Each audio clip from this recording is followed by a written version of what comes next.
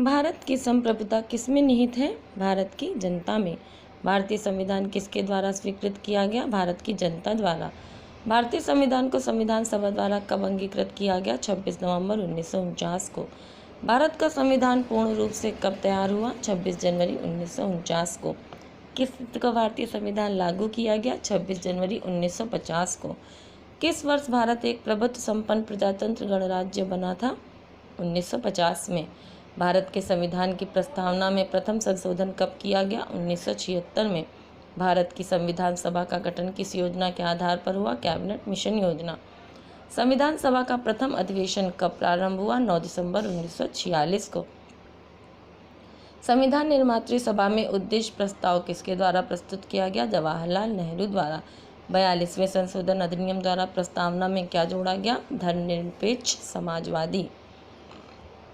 संविधान संशोधन की प्रक्रिया का वर्णन किस अनुच्छेद में किया गया? अनुच्छेद 368।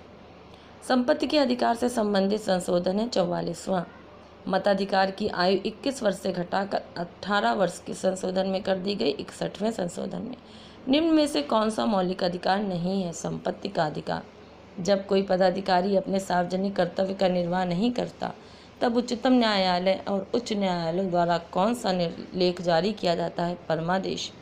1925 में अधिकारों की घोषणा किस रूप में की गई? The Commonwealth of India bill.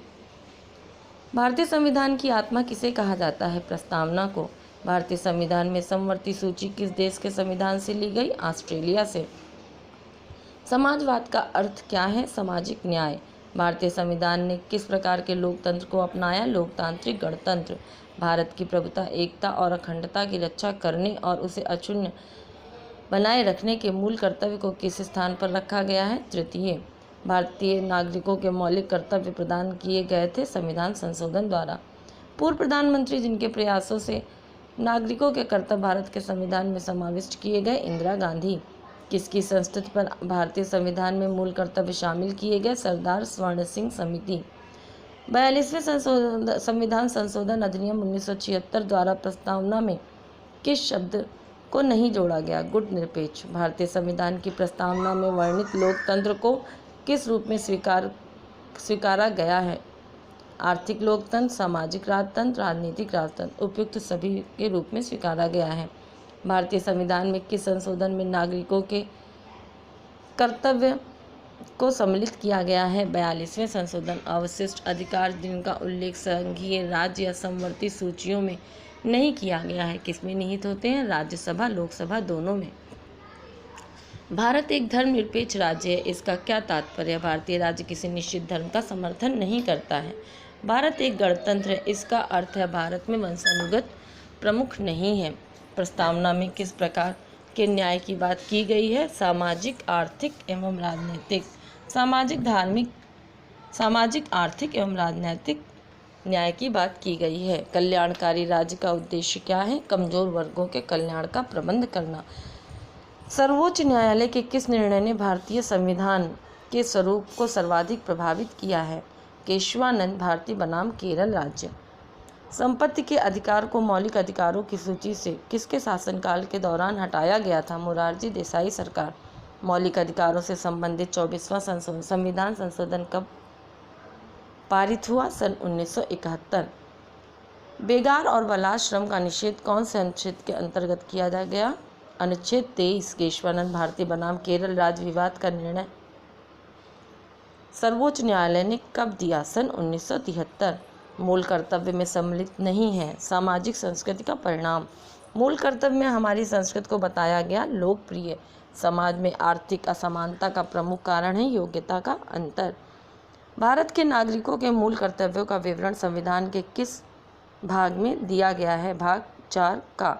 भारतीय संविधान का कौन सा अनुच्छेद विधायन सत्ता पर पूर्ण नियंत्रण लगाता है? अनुच्छेद 14।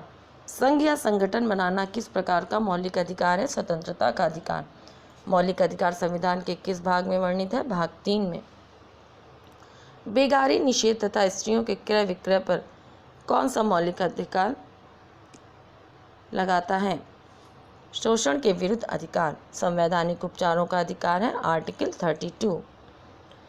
भारत में मौलिक अधिकारों की रक्षा कौन करता है? सर्वोच्च न्यायालय। 1976 में किस संशोधन द्वारा भारत के संविधान में मौलिक अधिकार जोड़ा गया? 42वें संशोधन के द्वारा।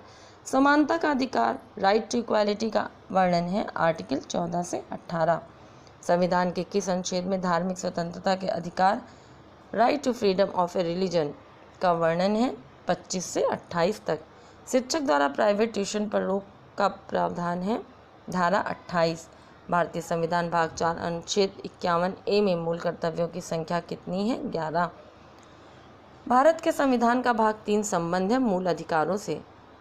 मूल अधिकारों को सर्वप्रथम किस देश में संवैधानिक मान्यता प्रदान की गई? संयुक्त राज्य अमेरिका। डॉक्टर भीमराव अंबेडकर ने भारतीय संविधान के किस भाग को सर्वाधिक आलोकित कहा है? भाग 3।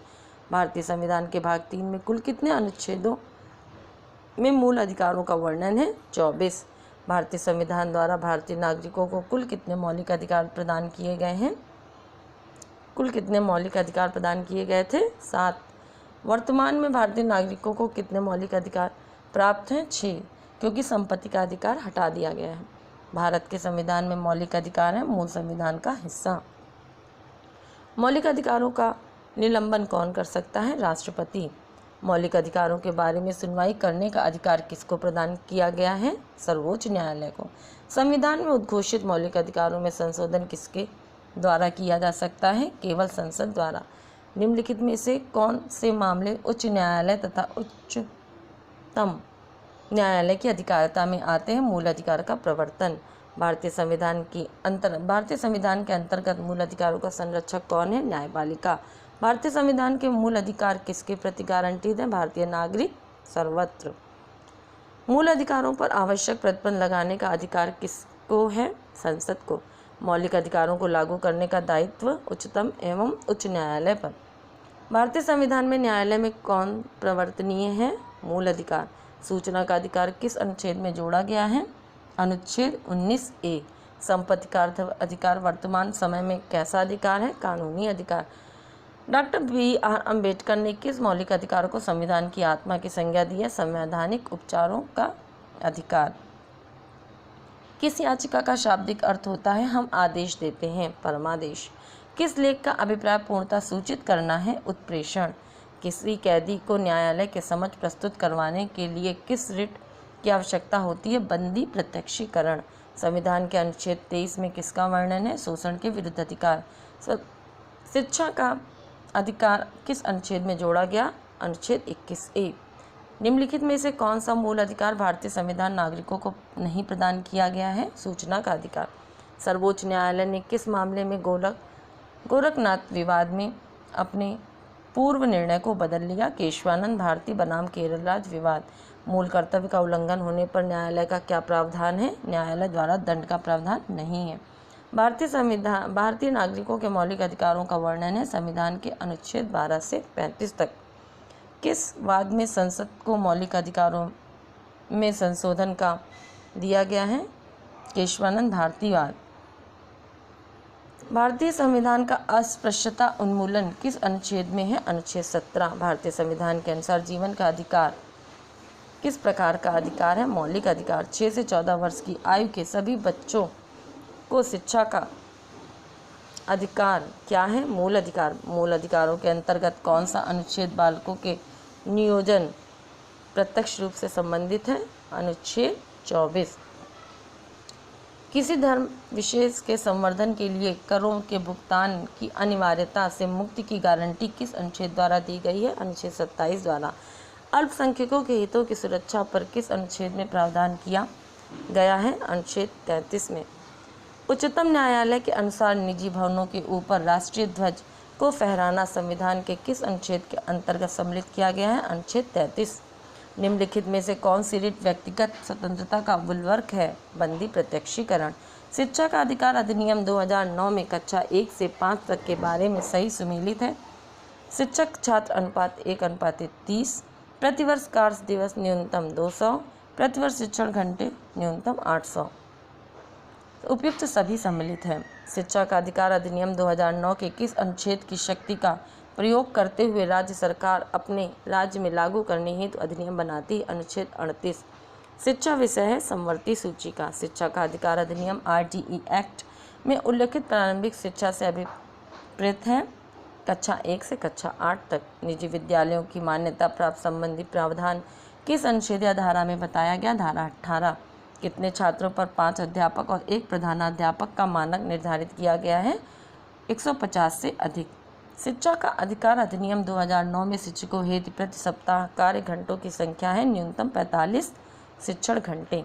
राइट टू एजुकेशन 2009 देश में कब लागू हुआ था? 1 अप्रैल 2010 को। शिक्षा का अधिकार अधिनियम 2009 के अनुसार शिक्षकों को कौन कौन से गैर शैक्षणिक कार्य करवाए जा सकते हैं? आपदा राहत, चुनाव संबंधी, जनगणना, उपयुक्त सभी कार्य। शिक्षा को मूल अधिकार कब घोषित किया गया? सन 2002 में। शिक्षा को मूल अधिकार किस संविधान संशोधन के द्वारा घोषित किया गया?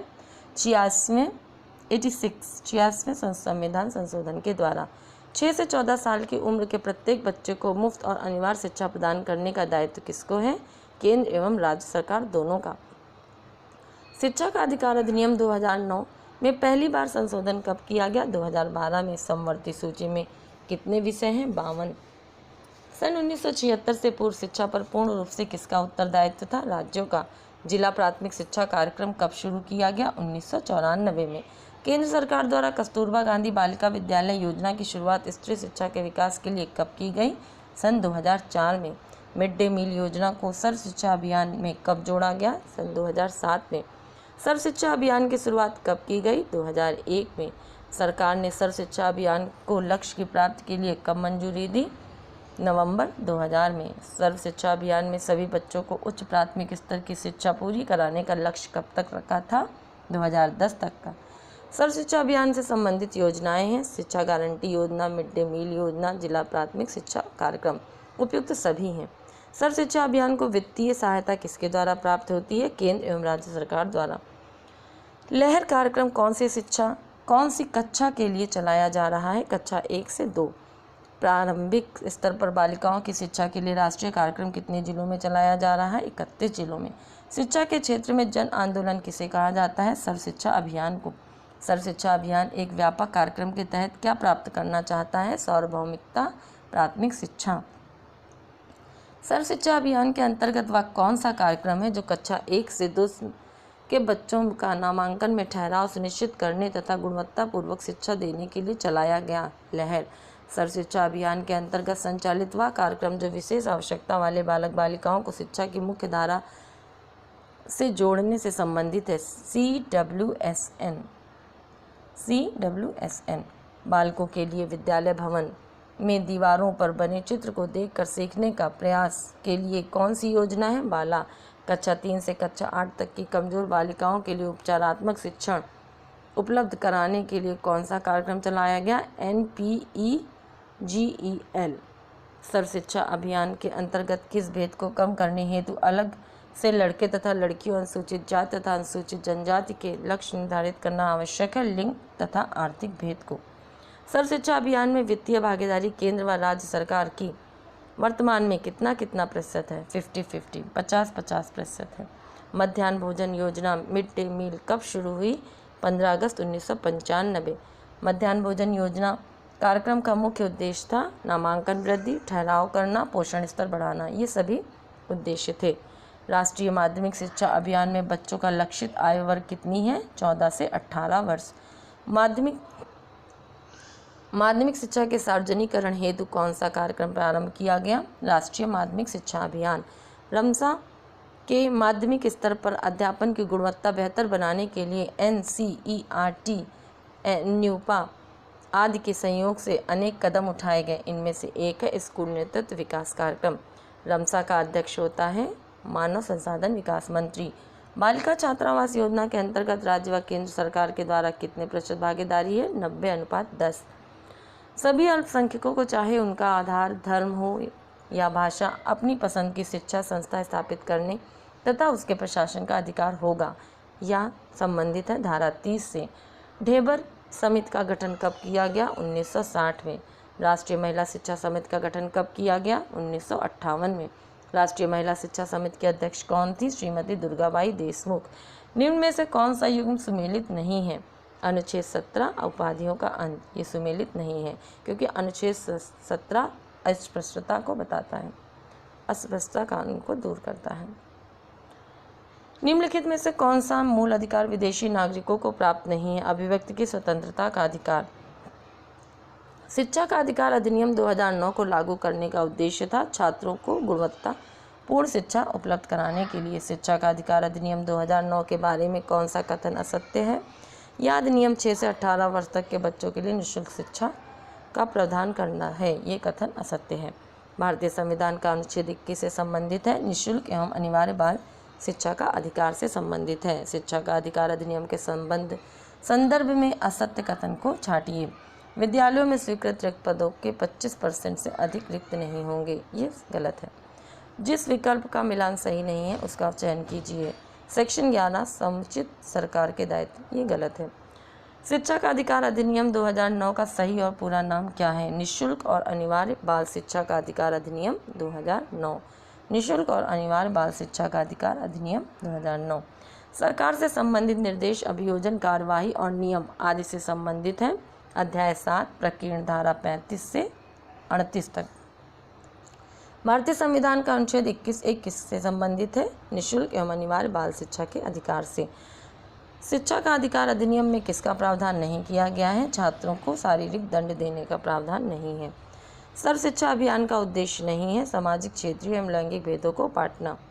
दृष्टि, श्रवण, अस्थि दोष इत्यादि से संबंधित विशेष आवश्यकता वाले बच्चों को अंग एवं उपकरण उपलब्ध करवाने हेतु कौन सा कार्यक्रम चलाया गया? समावेशी शिक्षा कार्यक्रम। छात्र शिक्षक अनुपात कक्षा 1 से 5 तक के बारे में निम्न कथनों पर विचार कीजिए। 60 बालकों पर 2 अध्यापक, 61 से 90 तक के बालकों पर 3 अध्यापक, 91 से 120 तक छात्रों पर 4 अध्यापक, 121 से 200 के मध्य छात्रों पर 6 अध्यापक।